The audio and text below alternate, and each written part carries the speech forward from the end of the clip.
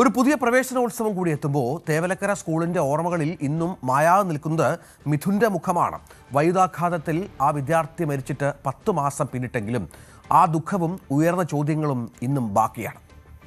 വിനീഷ് വിവരങ്ങളുമായി ചേരും. വിനീഷ്, നമ്മുടെ സംസ്ഥാനത്തെ വിദ്യാഭ്യാസ ചരിത്രത്തിൽ നമുക്കൊരിക്കലും മറക്കാൻ പറ്റാത്ത ഒരാളാണ് മിഥുൻ, സംശയമില്ല. അത് അലംഭാവം കൊണ്ടും അലക്ഷ്യമായ സമീപനങ്ങളൊക്കെ കൊണ്ട് ഒരു കുരുന്നിൻ്റെ ഭാവിയുടെ പ്രതീക്ഷയാണ് ഇല്ലാതായത്, സംശയമില്ല. ആ രക്ഷകർത്താക്കളുടെ ദുഃഖം, ആ സ്കൂളിൻ്റെ ദുഃഖം, ആ അധ്യാപകരുടെ ദുഃഖമൊക്കെ നമുക്ക് കണ്ടതാണ്. എന്തെങ്കിലും മാറ്റമുണ്ടോ അതിനുശേഷം നമ്മുടെ ഇത്തരം ക്രമീകരണങ്ങളിൽ? തീർച്ചയായും രഞ്ജിത്ത് പറഞ്ഞതുപോലെ തന്നെ നമുക്ക് മറക്കാനാകാത്ത വലിയൊരു സംഭവം തന്നെയായിരുന്നു തേവലക്കര സ്കൂളിൽ സംഭവിച്ചത്. കഴിഞ്ഞ വർഷം ജൂലൈ 17-നാണ് തേവലക്കര ബോയ്സ് ഹൈസ്കൂളിലെ 8ാം ക്ലാസ് വിദ്യാർത്ഥി മിഥുന് ദാരുണമായ അന്ത്യം സംഭവിച്ചത്.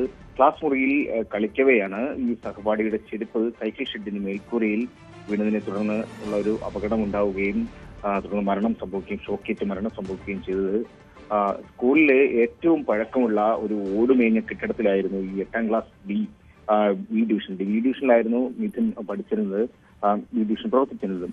അപ്പോൾ കെട്ടിടത്തിൽ നിന്ന് ഏകദേശം ഒരു 8 അടി മാത്രം ഉയരമായിരുന്നു ഈ 3-ഫേസ് ലൈൻ കടന്നുപോയത്. അങ്ങനെയാണ് ഷീറ്റിന് മുകളിൽ നിന്നും ഷോക്കേറ്റ് ദാരുണമായ ഒരു അന്ത്യം സംഭവിച്ചത്. എന്തായാലും ഈ ഒരു അപകടത്തിന് ശേഷം, ഈ ഒരു ദുരന്തത്തിന് ശേഷം സ്കൂളിൽ വലിയൊരു ക്രമീകരണങ്ങളൊക്കെയാണ് ഒരുക്കിയിരിക്കുന്നത്. മാനേജ്മെന്റിന്റെ നേതൃത്വത്തിൽ 28 ലക്ഷം രൂപയുടെ വലിയൊരു വികസന പ്രവർത്തനങ്ങളും അതുപോലെ തന്നെ അറ്റകുറ്റപ്പണികളെല്ലാം നടത്തി പൂർണ്ണമായും സുരക്ഷിതമാക്കിയിട്ടുണ്ട് എന്നാണ് നമുക്ക് അധികൃതരിൽ നിന്നും അറിയാൻ കഴിയുന്നത്. ഇന്നെന്തായാലും പ്രവേശനോത്സവമാണ്, കുരുന്നുകൾ എത്തുന്നുണ്ട്. നിരവധി വിദ്യാർത്ഥികൾ പഠിക്കുന്ന സ്കൂളാണ്. അതുപോലെ തന്നെ ജില്ലയിൽ പല സ്കൂളുകളിലായിട്ടും എല്ലാ സ്കൂളുകളിലും പ്രവേശനോത്സവം ഗംഭീരമായിട്ട് തന്നെയാണ് നടക്കുന്നത്. ജില്ലാ അടിസ്ഥാനത്തിലുള്ള ഉദ്ഘാടനം അഞ്ചൽ സ്കൂളിലാണ് നടക്കുന്നത്. ഷിബു ബേബി ജോണാണ് അത് ഉദ്ഘാടനം ചെയ്യുന്നതും.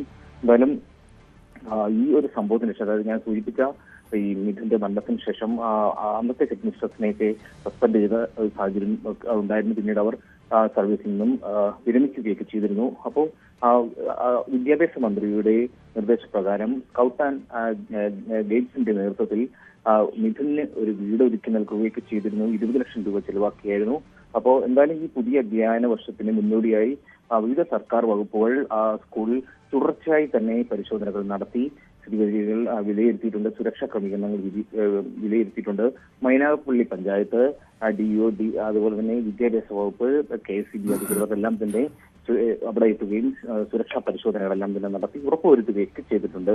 രഞ്ജിത്ത്, തീർച്ചയായും മിഥുന്റെ മരണം നമ്മുടെ അതിനുശേഷമാണ് ഇപ്പോൾ കാണുന്നത് പോലെയുള്ള ഇലക്ട്രിക് പരിശോധനകൾ കൂടി പല സ്കൂളുകളിലും ഏർപ്പെടുത്തിയത് എന്നതുകൂടി ഇതിനോട് ചേർത്ത് വെക്കണം. മിഥുൻ്റെ മരണത്തിന് ശേഷം ഈ സ്കൂളുകൾക്ക് സമീപത്തുള്ള ഇലക്ട്രിക് ലൈനുകൾ ഒഴിവാക്കണം. ഫിറ്റ്നസ് നിർബന്ധമാക്കിയിട്ടുണ്ട്. ഫിറ്റ്നസ് സർട്ടിഫിക്കറ്റ് കിട്ടണമെങ്കിൽ ഇത്തരം ലൈനുകളുടെ സാന്നിധ്യം സ്കൂളിൻ്റെ സമീപത്തോ പരിസരത്തോ ഉണ്ടാകരുത് എന്ന കർശനമായ നിർദ്ദേശം വിദ്യാഭ്യാസ വകുപ്പ് നൽകിയിട്ടുണ്ട് താനും. ഏതായാലും വലിയ ദുഃഖമാണ് മിഥുനുമായി ബന്ധപ്പെട്ട് ഓർക്കുമ്പോൾ. കൂടുതൽ വാർത്തകൾക്ക് news 18 Keralam YouTube channel subscribe ചെയ്യുക.